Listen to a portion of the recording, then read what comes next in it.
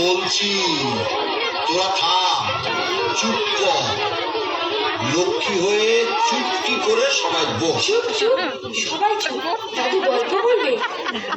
গল্প বলা শুরু করলে কিন্তু একটাও কথা না, কেমন? ঠিক আছে? একটা রাজ্য ছিল, সেই রাজ্যের নাম দিগনগর। দিগনগরের রাজার ছিল দুই রানী, হ্যাঁ, ছোট রানী সুয়োরানী। সুয়োরানীর বড় আদর, বড় যত্ন। সুয়োরানী 7 মহল বাড়িতে থাকেন, 700 দাসী তার সেবা করে, পা ধোয়ায়, আলতা পরায়, চুল বাঁধে। 7 মালঞ্চের 7 সাজি ফুল, সেই ফুলে সুয়োরানী মালা গাঁথে। 7 সিন্দুক ভরা 7 রাজার ধন মানিকের গহনা রানী পরে বসে থাকে।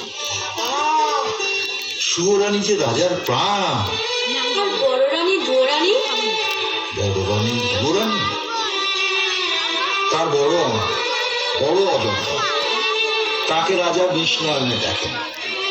একখানা ঘর দিয়েছেন ভাঙাচোরা, একটা দাসী দিয়েছেন বোবা কালা, পরতে দিয়েছেন ছেঁড়া শাড়ি, সুতো দিয়েছেন ছেঁড়া কাঁথা।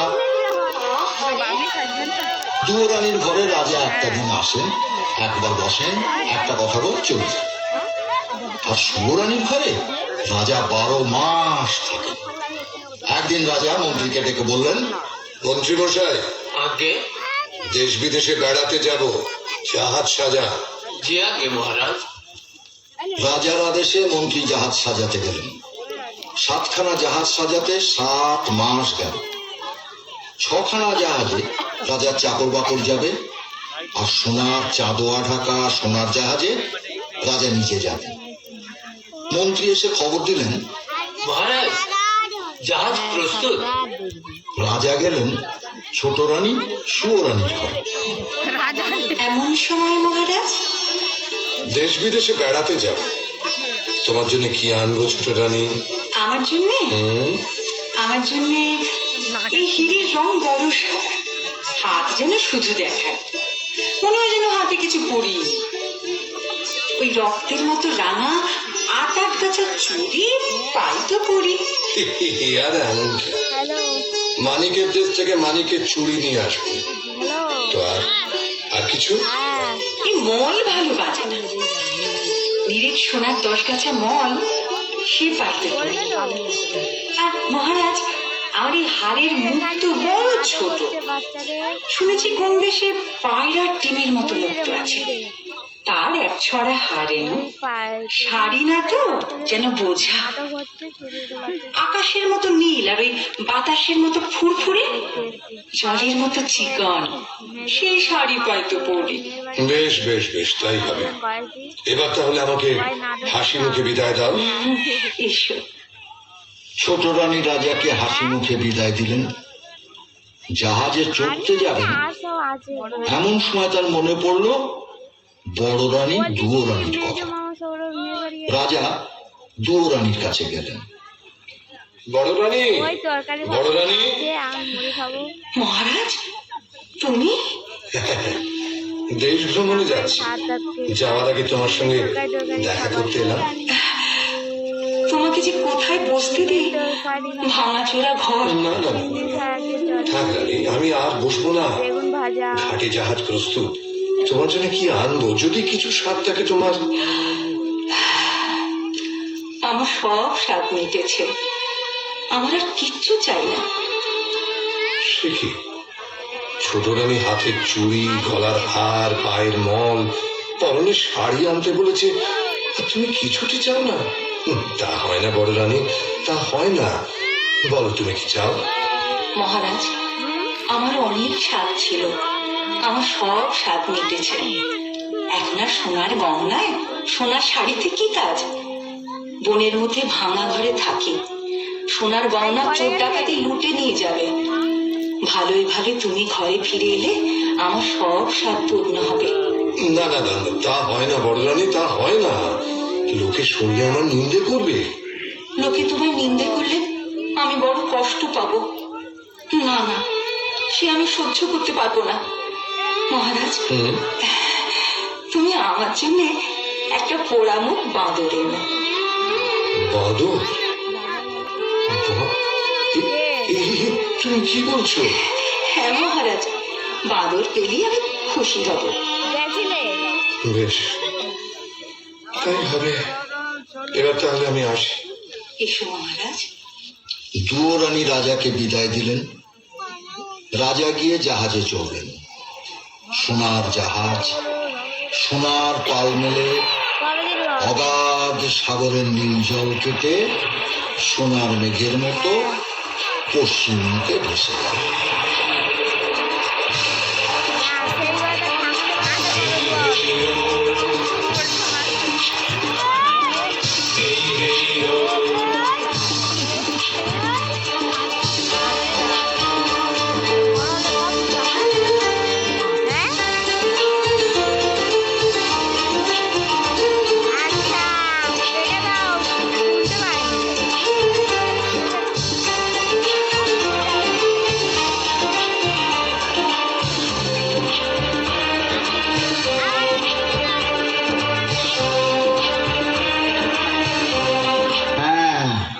রাজা 7 জাহাজ সোনা দিয়ে আদরিনী সুয়োরানীর জন্য শাড়ি কিনলেন।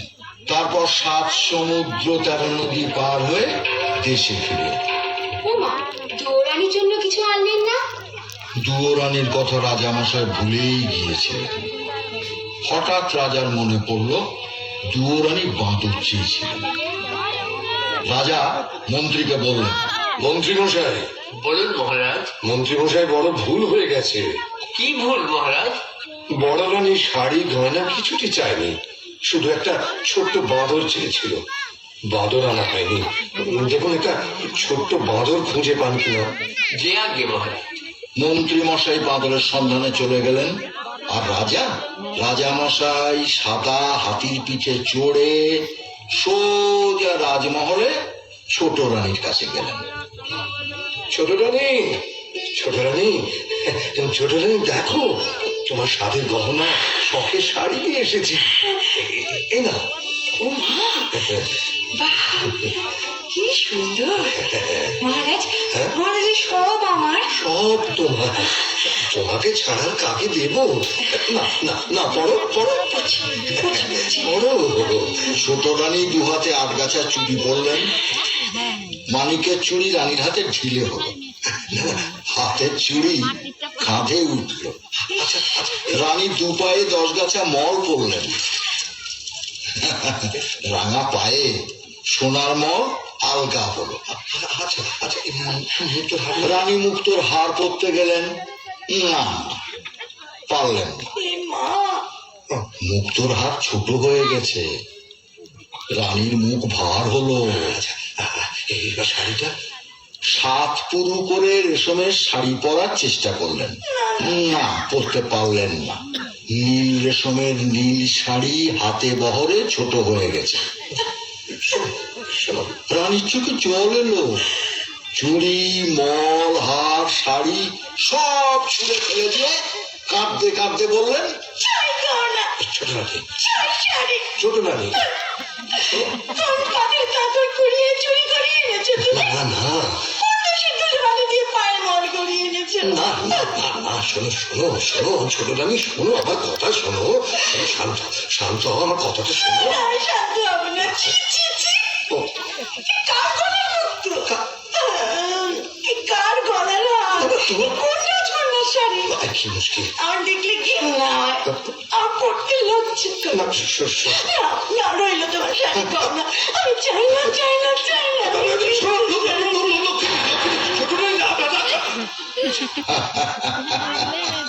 বুঝলে না, সুরানির খুব রাগ হয়েছে। গয়না শাড়ি কিছু পরতে পারলেন না তো, তাই রানী রাগে অভিমানে গোসা ঘরে খিল দিয়ে দিলেন। রাজা মশাই আর কি করেন, রানী কিছুতেই দরজা খুললেন না দেখে রাজসভা এসে মুখ ভার করে বসে রইলেন। এমন সময়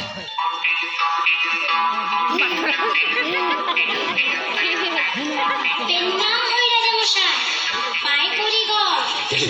আরে আরে তুই কে?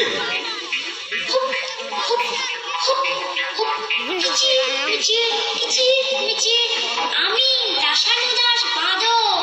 আরে আরে, এ কি বাদরে কথা বলে দেখি? আজব ব্যাপার, আজব ব্যাপার। কোথায় রে তোর ঘর? জাদুকরের দেশে ছিলাম, এলাম দিনভর। আমায় কিনে এনেছে মন্ত্রীবর। জাদুকরের দেশে ছিলাম, এলাম দিনভর। আমায় কিনে এনেছে মন্ত্রীবর। বাদর বলে ডাকে সবাই বাদর আমার নাম। একটি গানা করি শুধু এই জীবনে না। বাঁদর ঠিক কথা বলেছে। রাজ্যের মাঠ ঘাট দোকানপাট খুঁজে কোথাও না পেয়ে শেষে জাদুকরের দেশে এক বণিকের কাছ থেকে এক কানা করি দাম দিয়ে একে কিনে এনেছি। বেশ করেছেন, বেশ করেছেন। আর রাজামশাই বাঁদরকে সঙ্গে নিয়ে গেলেন বড় রানীর কাছে। বড় রানী, বড় রানী। মহারাজ, তুমি? হুম। এসো এসো এসো। আমি অভাগিনী। আমার ভাঙা ঘরে ছেঁড়া কাঁথা ছাড়া আর কি আছে যে তোমাকে বসতে দেব? তুমি তুমি ছেঁড়া কাঁথে বসো এইখানে। ঠিক ঠিক আছে, ঠিক আছে। দেখো বড় রানী, তোমার এই ভাঙা ঘর ছেঁড়া কাঁথা ছোট রানী রাজমহলের সোনার সিংহাসন থেকে অনেক ভালো। তুমি আমার কাছে শাড়ি গহনা কিছুই চাওনি, একটা বাঁদর চেয়েছিলে। এই দেখো, এই দেখো, তোমার জন্য একটা ছোট্ট বাঁদর নিয়ে এসেছি। এই নাও, এই নাও। পেন্নাম হই মা। মা? ওরে ওরে, তুই আমাকে মা বলে থাকলি? আমার বুক জড়িয়ে গেল রে। আমার আমার বুক জড়িয়ে গেল। তুই তুই আরেকবার মা বলে ডাক। মা, আমার কাছে, আমার বলে আমার কাছে, আমার করে আমি খুব খুশি হয়েছি মহারাজ, খুব খুশি হয়েছি। তুমি এতদিনে আমাকে একটা সাথী এনে দিয়েছ, সে আমাকে মা বলে ডেকেছে। আমার বুক জড়িয়ে গেল। যুবরানী সেই ভাঙা ঘরে দুধ কলা দিয়ে বাঁদরকে নিজের ছেলের মতো পালন করতে লাগলেন। দিনের পর দিন, মাসের পর মাস, বছরের পর বছর কেটে গেল। যুবরানী বাঁদরকে কোলে নিয়ে রাজমহলের দিকে তাকিয়ে কাঁদেন আর কাঁদেন, কাঁদেন আর কাঁদেন। মা, মা, তুই কাঁদিস কেন মা? কই না তো। ওই তো তোর চোখে জল। তুই আমাকে ফাঁকি দিতে পারবি না। রাজবাড়ির থেকে তাকিয়ে তুই কেন কাঁদিস? তুই কাঁদলে আমার বড় কষ্ট হয়। তোর কিসের দুঃখ? বল মা, বল বল, তুই আমাকে বল, বল বল। সে বড় দুঃখের কথা। ওই যে রাজবাড়ি, ওখানে আমার সব ছিল। 700 দাস দাসী, 7খানা মালঞ্চ, 7 সিন্ধু গয়না, আমার সব শান্তি, সব সুখ। আমার সর্বস্ব ধন রাজা সব কেড়ে নিয়েছেন। কার কথা মা?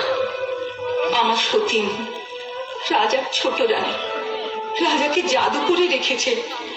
আমার কিসের দুঃখ বল? আমি রাজার মেয়ে ছিলাম, রাজার বউ হলাম, 7 মহল বাড়ি পেলাম, 700 দাস দাসী পেলাম, মনের মতো স্বামী পেলাম।